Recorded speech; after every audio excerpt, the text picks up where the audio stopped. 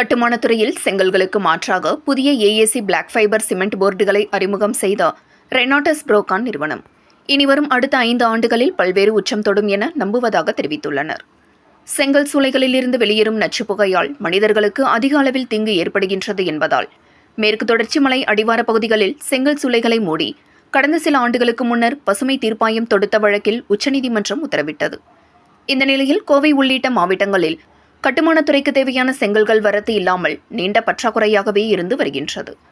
இந்த நிலையில் செங்கல்களுக்கு மாற்றாக நீடித்து உழைக்கும் தன்மையுடன் புதிய ஏஏசி பிளாக் ஃபைபர் சிமெண்ட் போர்டுகளை அறிமுகம் செய்தது ரெனாட்டஸ் புரோகான் நிறுவனம். இதுகுறித்த செய்தியாளர்கள் சந்திப்பு கோவை கோல்டு வின்ஸ் பகுதியில் உள்ள தனியார் உணவகரங்கில் நடைபெற்றது. அப்பொழுது இதுகுறித்து பேசிய ரெனாட்டஸ் ரெக்கான் நிறுவனத்தின் தலைவர் செல்வசுந்தரம், நிறுவனத்தின் தொழில்நுட்ப இயக்குநர் மாணிக்கவாசகம் மற்றும் நிறுவனத்தின் முதன்மை செயல் அதிகாரி வெங்கடேஷ் ஆகியோர் கூறியதாவது: கட்டுமானத்துறையில் ரெனகான் நிறுவனம் கடந்த சில ஆண்டுகளுக்கு முன்னர் ஏஏசி பிளாக் போன்ற கற்களை தயாரித்து இத்துறையில் புதிய புரட்சியை ஏற்படுத்தியுள்ளது. இந்த நிலையில் தற்போது ஃபைபர் சிமெண்ட் போர்டு எனும் புதிய கண்டுபிடிப்புகளை அறிமுகம் செய்துள்ளது.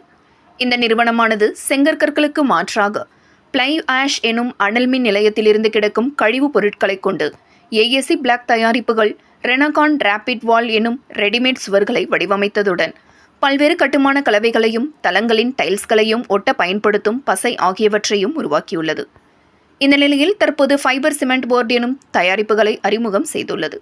இவை வழக்கமான பிளைவுட், ஜிப்சம் போர்டுகள் மற்றும் கால்சியம் சிலிகேட் வகை போர்டுகளுக்கு மாற்றாக அமையும் என தெரிவித்தனர். மேலும் இவ்வகை தயாரிப்புகள் அடுத்த 2 ஆண்டுகளில் உள்நாட்டு சந்தையில் 5 முதல் 8% சர்வதேச சந்தையில் தனக்கென உரிய இடத்தை கைப்பற்றும் என நம்புவதாக தெரிவித்தனர். மேலும் தெற்கு ஆசியா, மத்திய கிழக்கு நாடுகள் போன்ற சர்வதேச சந்தைகளுக்கும் ஏற்றுமதி செய்ய உள்ளதாகவும் தெரிவித்தனர். இதனால் 2030ஆம் ஆண்டிற்குள் 350 கோடி வருவாயிலிருந்து 1000 கோடி வரை அதிகரிக்கும் என நம்புவதாகவும் தெரிவித்தனர் என்பது குறிப்பிடத்தக்கது.